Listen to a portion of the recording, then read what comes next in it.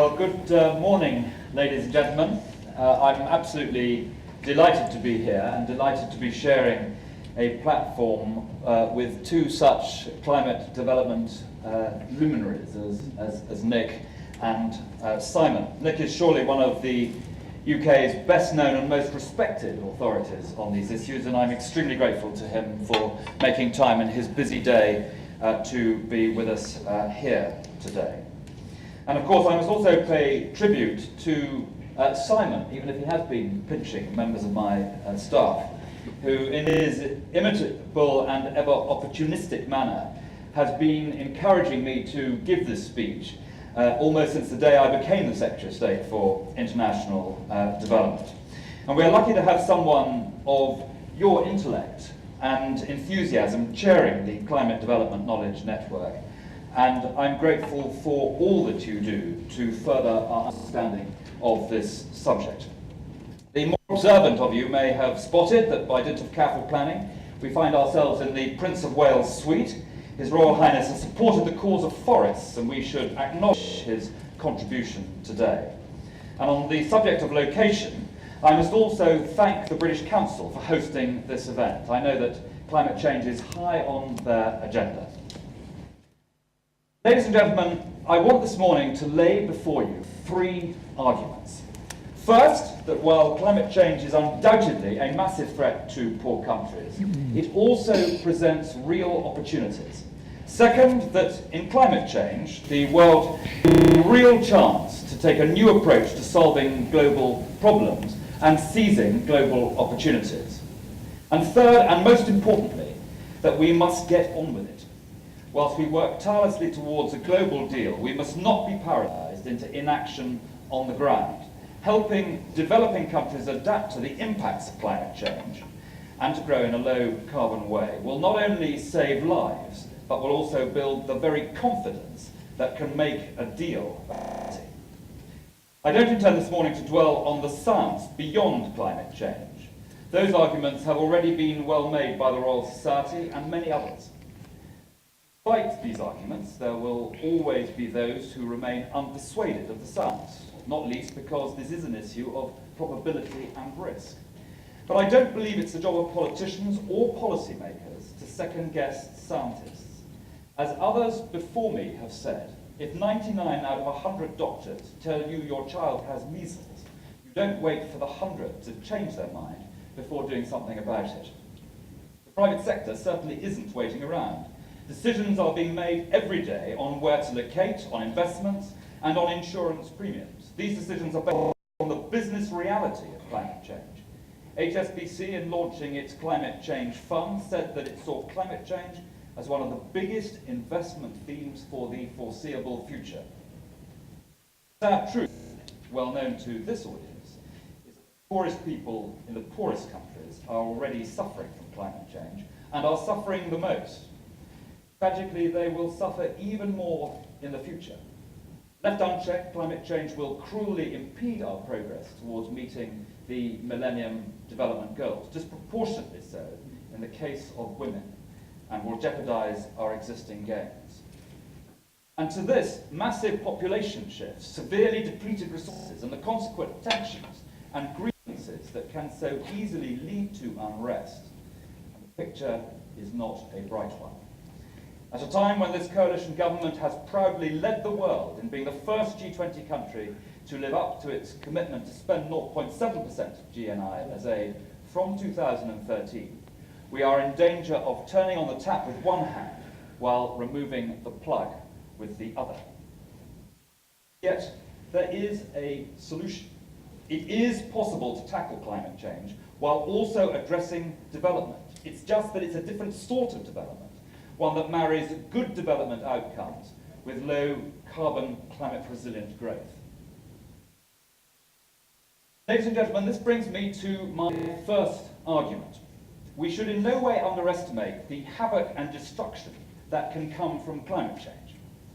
But I think the time has come to recognise first that if we act now, we can manage or even avoid the most severe impacts. And second, that tackling climate change now is not only cheaper than dealing with its impacts, but actually opens up huge opportunities. Yes, the challenge is great. Current projections show that without action, the population will grow to 9 billion by 2050. To avoid catastrophic climate change, we need to reduce average emissions to less than 2 tonnes per head. That's less than a tenth of what some rich countries emit today. But there are things we can do now that will make a real difference and do not cost the Earth. We could cut carbon emissions by 2020 by as much as a third, simply by avoiding unnecessary deforestation. And more than 70% of the energy-related emissions savings we need to make in the next 10 years could come from using energy more efficiently, saving money in the process. Admittedly, achieving substantial cuts in other areas will be tougher, but the technologies exist to help us deal with it, provided we work together. Of course, we have to face facts. The carbon that is already in the atmosphere means that adaptation presents a far tougher challenge, bigger than any we have seen before. And there are some areas where no amount of action on our part will save us from the deepest impacts. The risk to small islands, for example, is immense. Waiting to tackle climate change, however, will be both expensive and painful. On Nick's figures, action today will cost us 2% of global GDP a year. Now, no one is suggesting that this isn't a huge sum, but contrast it with the 20% of GDP that our inaction could cost us in years to come. And Nick has said that the Stern Review may even have underestimated these costs.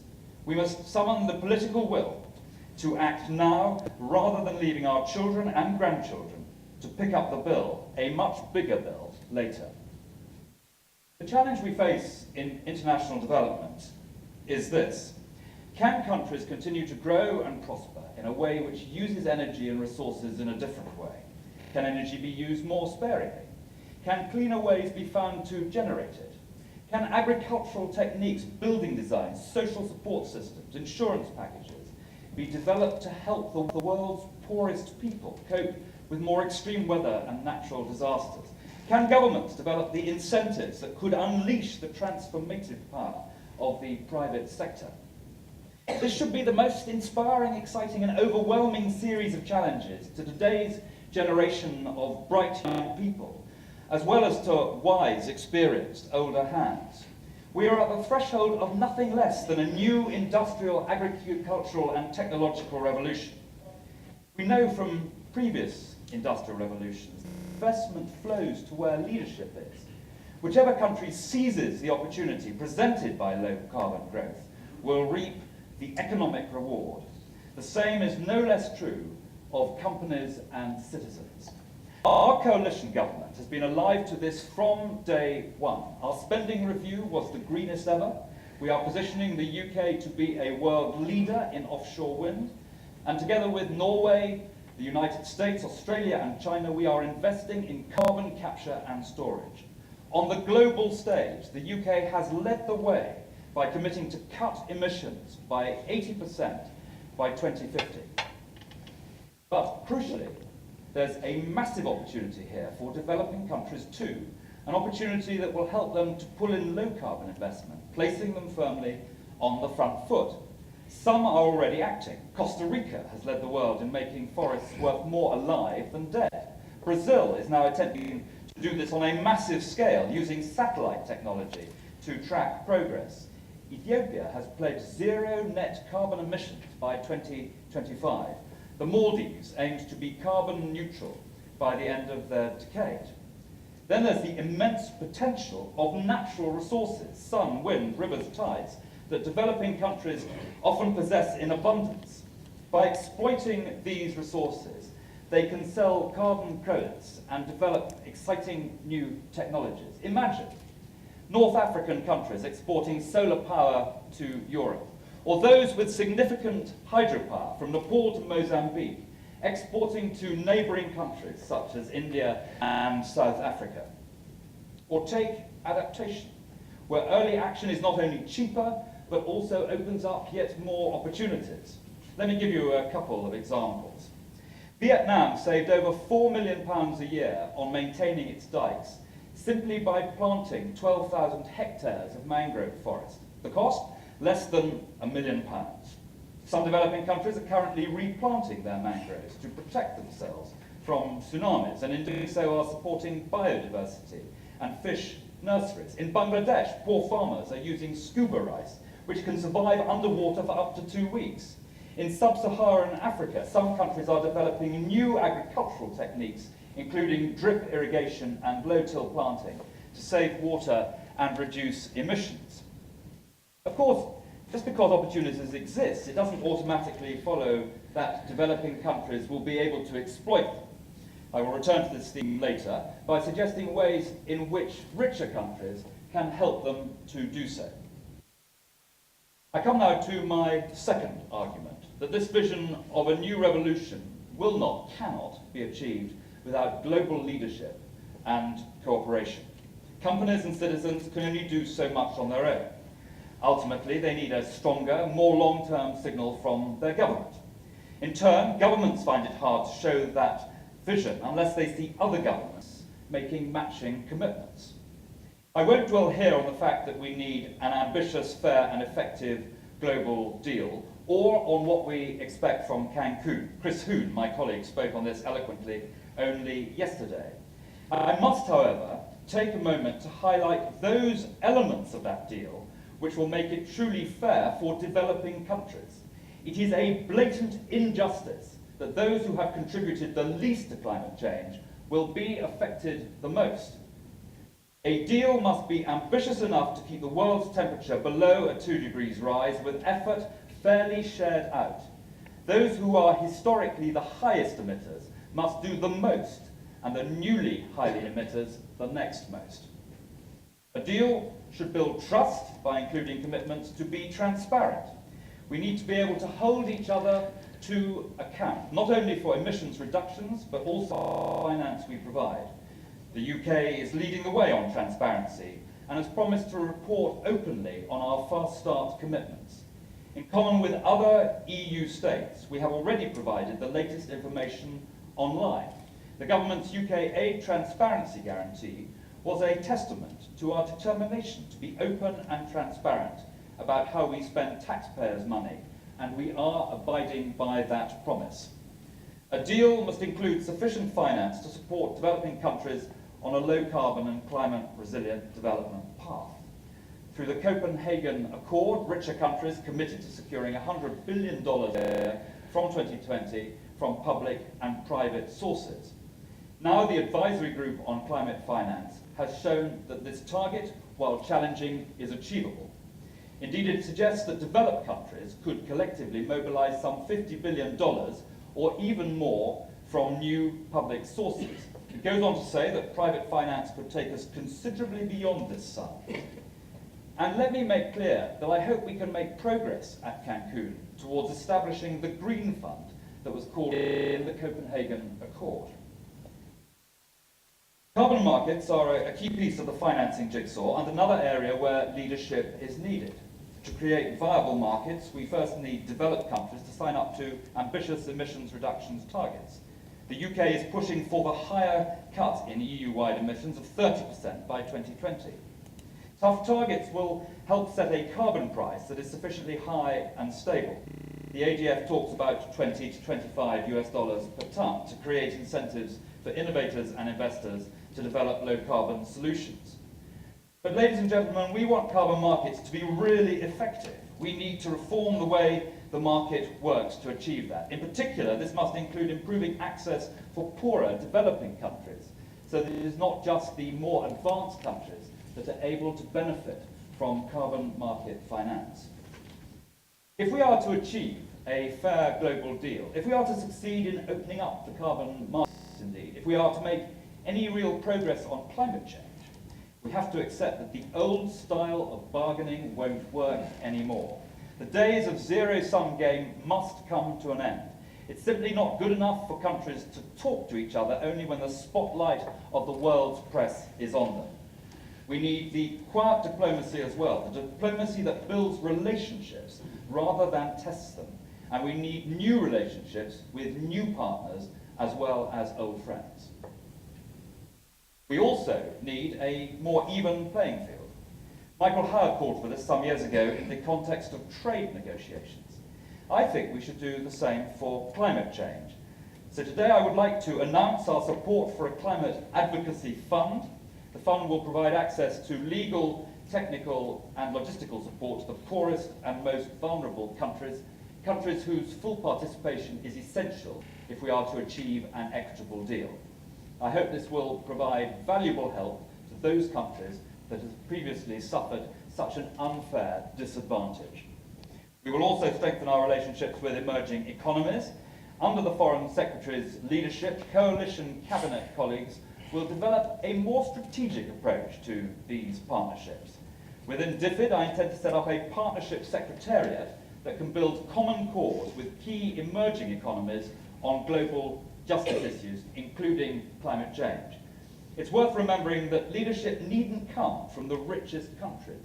China long ago recognized the potential of green growth and is now showing others the way.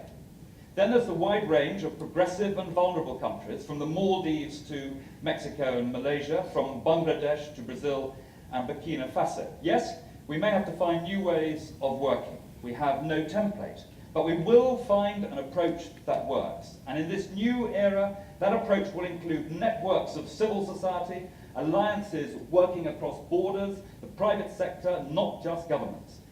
And let me say here and now, we will use the tremendous network that is the Commonwealth. We all have a mutual interest in securing an ambitious, fair and effective deal.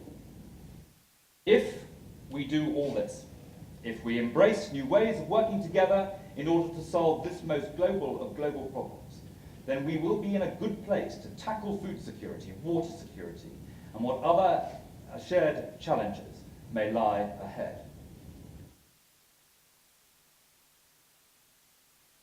Ladies and gentlemen, I come now to my third and final point. It's essentially a very practical point about action on the ground. It is here we need to roll up our sleeves in three key areas: adaptation, low carbon development, and forests. By building confidence in our ability to respond to these difficult issues, we will also help to lay the foundations for a deal on climate change. Making sure that development is climate resilient and that developing countries are equipped to adapt to the inevitable consequences of climate change is central to everything we do. After all, adaptation is simply development in a harsher context. That's why Chris Huhn and I believe that a substantial amount of climate finance should be spent on adaptation. There's absolutely no reason why we can't make progress on adaptation before a global deal is done. We're already discovering what works and what doesn't. In Malawi, we are helping farmers to withstand extreme climatic events by investing in drought-resistant crops. In Bangladesh, we have made it possible for some 90,000 homes to be raised on earth platforms in order to protect 500,000 families and their livestock from seasonal monsoon floods. We will need to strengthen our support for disaster risk reduction, an approach that we know delivers results and value for money. Getting on with the job also means being prepared to learn and to take risks. That's why it's so important that we develop a strong evaluation framework to measure the success of our investment. On low carbon development, we will give greater emphasis to partnering developing countries to help them attract private investment, a subject upon which I touched in my wealth creation speech at the London School of Economics last month. We will pioneer innovative approaches working with the city, the multilateral development banks, and with individual companies. But we should never ask developing countries to sacrifice short-term growth in the interest of making that growth green. Instead, we will support the investments that deliver green growth for those who need it. We want to stimulate investment in the renewable technologies that can be life changers for the world's poorest people. We've had some small-scale successes in the past. The Lighting Africa program has helped 6 private companies and social entrepreneurs to develop solar-powered LED lighting products for the African market. These sell for as little as £15 each and could be sold more cheaply if carbon finance were available. We want to build on examples like the Lighting Africa program to promote the kind of creativity that public money is uniquely placed to stimulate. As I speak, there are 1.5 billion people across our world who lack any means of accessing energy. We can make it possible for them to get new forms of energy in new ways, freeing them from dependence on governments and on monopolies. We will explore how innovation prizes might be used to reward fresh thinking on inclusive technologies, working alongside the X Prize Foundation and others with experience in this field. We will support climate innovation centres in countries such as India and Kenya so that local entrepreneurs can turn ideas and technologies into viable businesses. I want CDC, the UK-owned Development Finance Corporation, to start investing more of its assets in innovative projects, taking risks and delivering real and sustainable benefits for the world's poorest people. We're currently consulting on how this might be achieved, and I don't think it's unreasonable to assume that climate-related initiatives could feature in its portfolio. I will also urge the multilateral development banks to do even more to support a shift to climate-smart investment and lending. Alongside this, I will expect the substantial resources we have provided through the climate investment funds to deliver transformational change. These promise impressive results.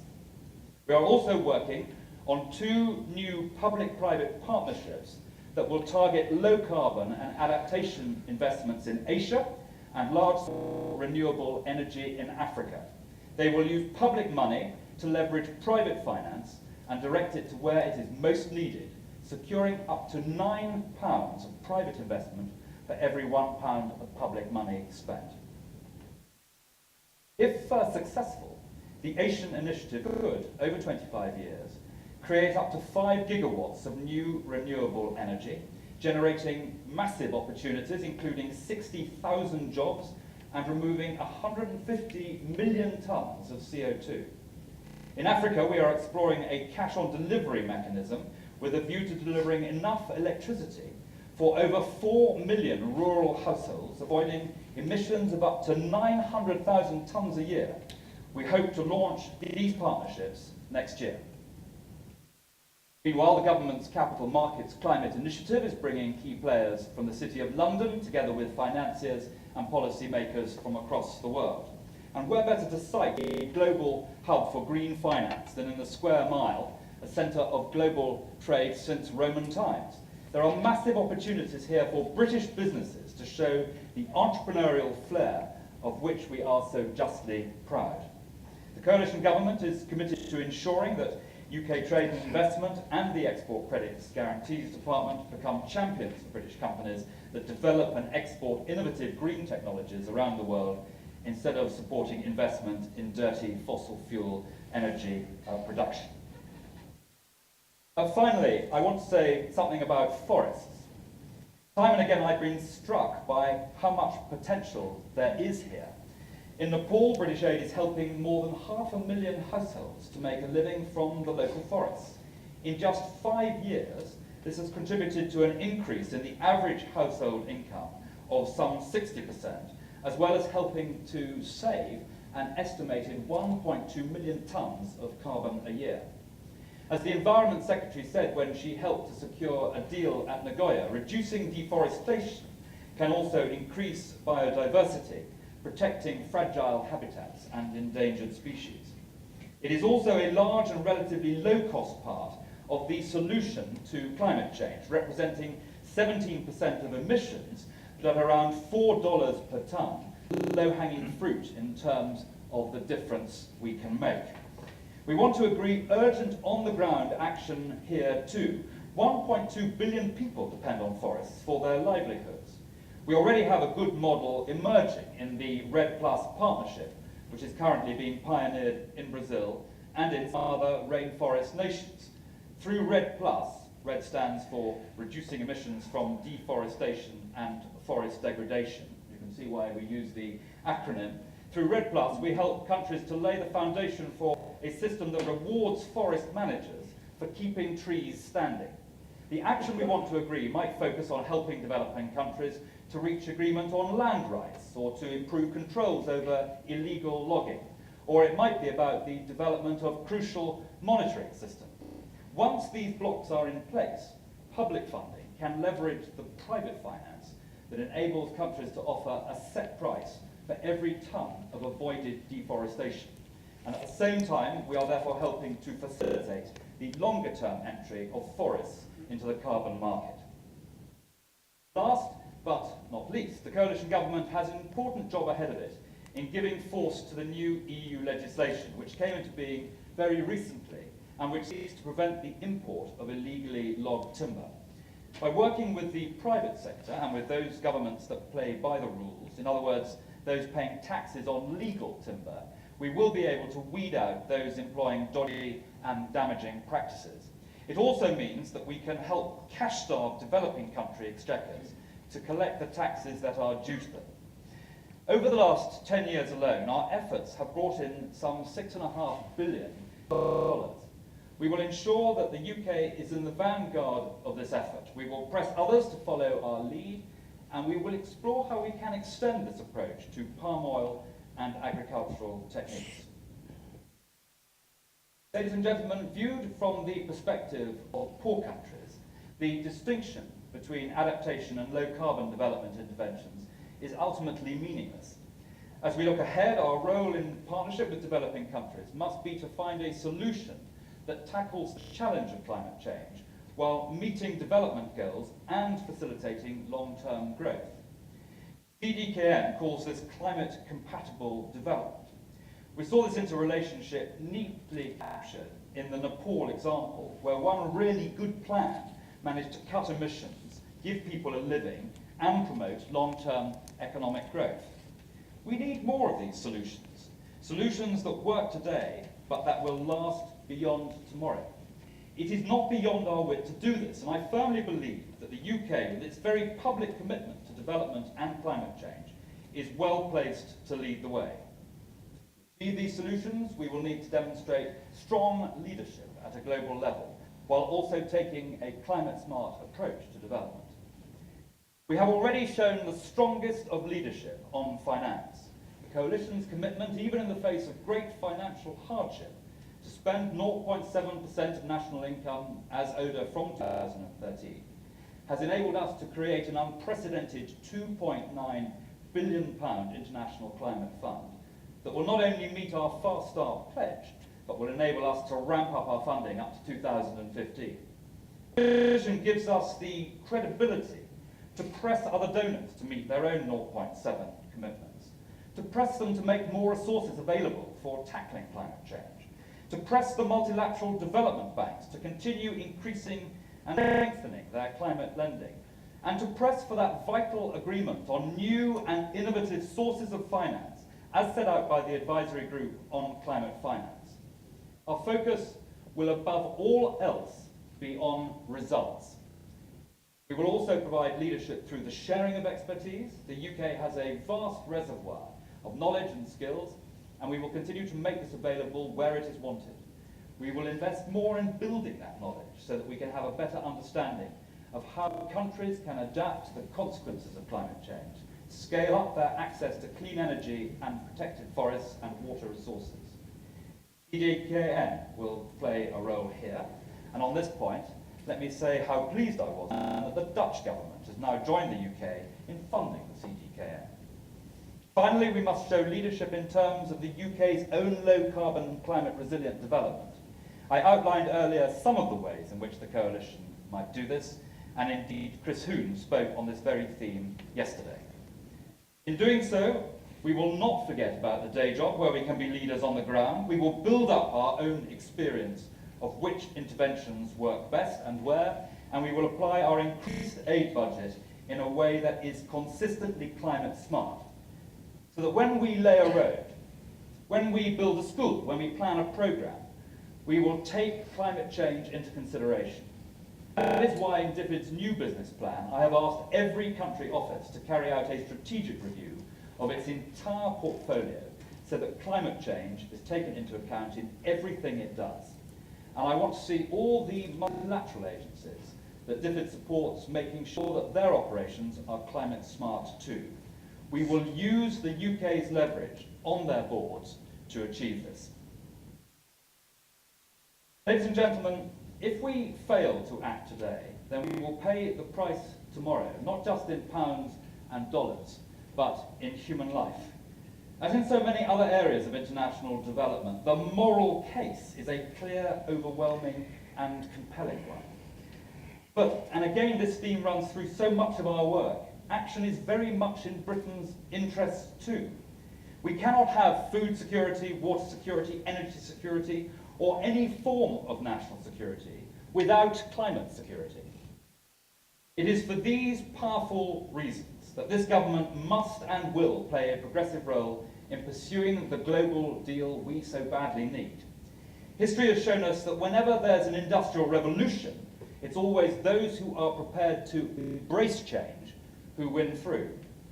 It's time that all of us, governments, civil society, private sector, and individuals, put our shoulder to the wheel and get on with the job. Only then can we secure a future for this planet and a better, safer, and more prosperous life for all who live on it. Thank you.